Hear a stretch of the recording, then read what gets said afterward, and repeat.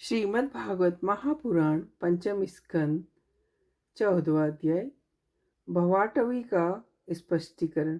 श्री सुखदेव जी कहते, राजन, देह अभिमानी जीवों के द्वारा सत्वादि गुणों के भेद से शुभ अशुभ और मिश्र 3 प्रकार के कर्म होते रहते हैं। उन कर्मों के द्वारा ही निमित्त नाना प्रकार के शरीर के साथ होने वाले जो संयोग वियोग रूप अनादि संसार जीव को प्राप्त होता है, उसके अनुभव के 6 द्वार है, मन और 5 ज्ञानेन्द्रियां।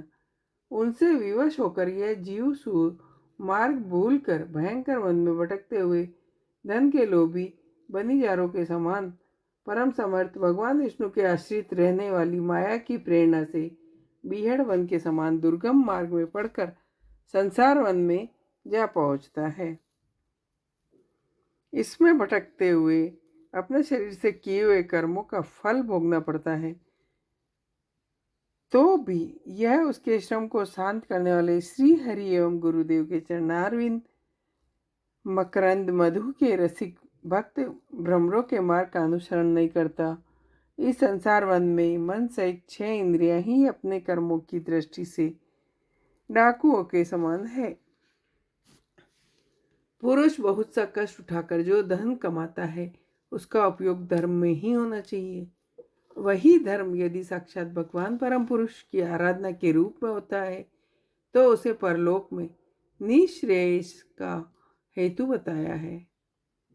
किंतु जिस मनुष्य का बुद्धि रूप सारथी विवेकहीन होता है और मन वश में नहीं होता, उस धर्म उपयोगी धन को ये मन सहित 6 इंद्रियां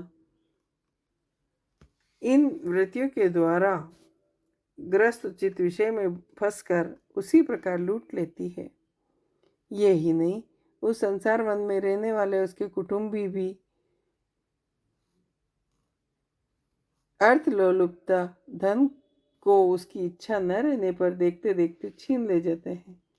जिस प्रकार यदि किसी खेत के बीजों को अग्नि द्वारा जला न दिया गया हो, तो प्रतिवर्ष जोतने पर भी खेती का समय आने पर वह फिर जाड़ जंकाड़ आदि से गहन हो जाता है। उस गृहस्थ आश्रम में आसक्त हुए व्यक्ति के धन रूप बाहरी प्राणों को मच्छरों के समान नीच पुरुषों से क्षति पहुंचती रहती है। फिर खान पान व्यसनों में फंसकर मृत तृष्णा के समान मिथ्या विषय की ओर दौड़ने लगता है। कभी बुद्धि के रजे गुण से प्रभावित होने पर सारे अनर्थों की जड़ अग्नि के मल रूप सोने को ही सुख का साधन समझकर उसे पाने के लिए ललायित हो दौड़ धूप करने लगता है। कभी इस शरीर को जीवित रखने वाले घर अन्न धन आदि में अभिनिवेश करके इस संसार अरण्य में इधर उधर दौड़ धूप करता रहता है। कभी अपने आप ही एकाध बार विषयों का मिथ्या तत्व जान लेने पर भी अनादिकाल से देह में आत्मबुद्धि रहने से विवेक बुद्धि नष्ट हो जाने के कारण उन विषयों की ओर ही फिर दौड़ने लगता है। पूर्व पुण्य क्षीण हो जाने पर यह जीवित ही मुर्दे के समान हो जाता है। कभी असत पुरुषों के संग से बुद्धि बिगड़ जाने के कारण सूखी नदी में गिरकर दुखी होने के समान इस लोक और परलोक में दुख देने वाले पाखंड में फंस जाता है।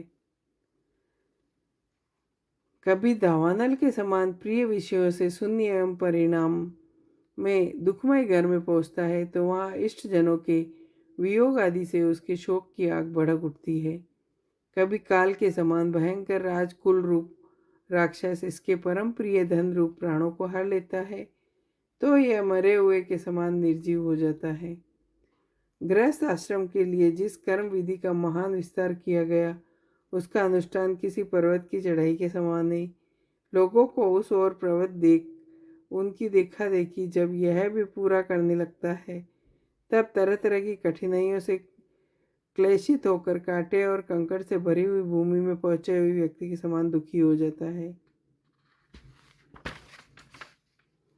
कभी दुर्जन रूप काटने वाले जीव इतना काटते तिरस्कार करते हैं, तब इसे अशांति के कारण नींद नहीं आती।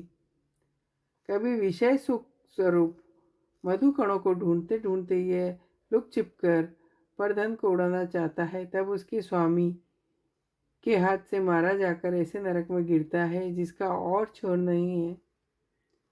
इसी से ऐसा कहते हैं कि प्रवृत्ति मार्ग में रहकर किए हुए लौकिक और वैदिक दोनों प्रकार के कर्म जीव को संसार की ही प्राप्ति कराने वाले हैं।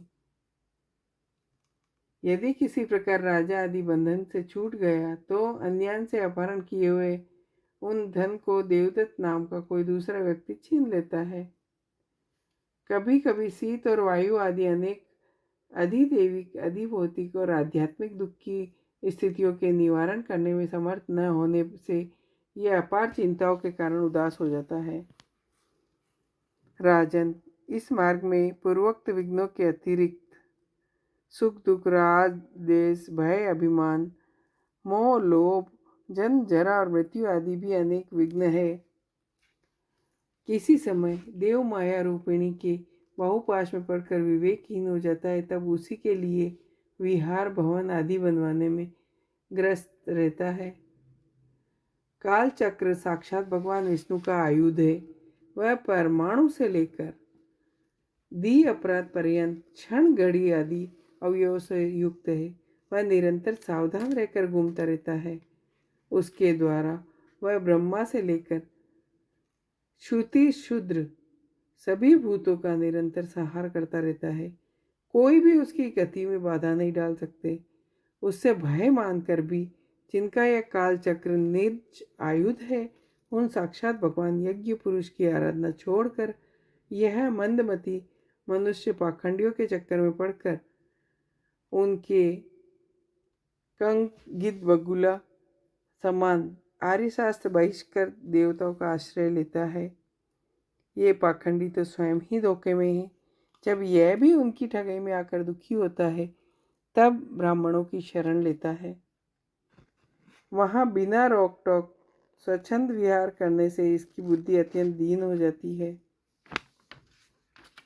वृक्षों के समान जिनका लौकिक सुख ही फल है, उन घरों में ही सुख मानकर यह अपना सारा समय बिता देता है। कभी कभी शीत, वायु आदि अनेक प्रकार के अधिदैविक, भौतिक, आध्यात्मिक दुखों की निवृत्ति करने में असफल होता है, तब अपार विषयों की चिंता से खिन्न हो उठता है।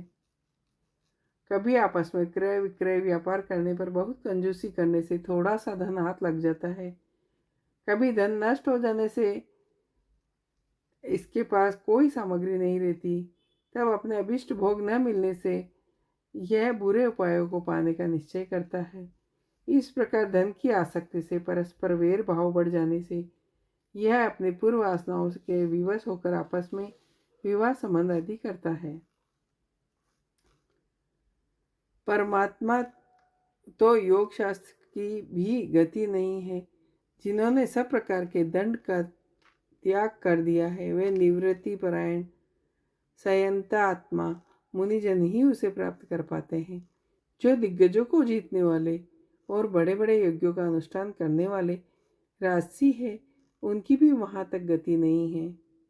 अपने पुण्य कर्म रूप लता का आश्रय लेकर यदि किसी प्रकार यह जीव इन आपत्तियों से छुटकारा पा भी जाए, तो फिर इसी प्रकार संसार मार्ग में भटकता हुआ इन जन समुदाय में मिल जाता है।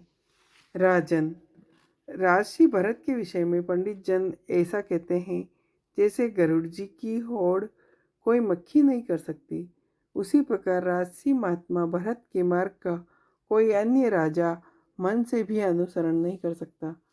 उन्होंने पुण्य कीर्ति श्री हरि में अनुरक्त होकर अति मनोरम राज्य आदि को युवा अवस्था में त्याग दिया।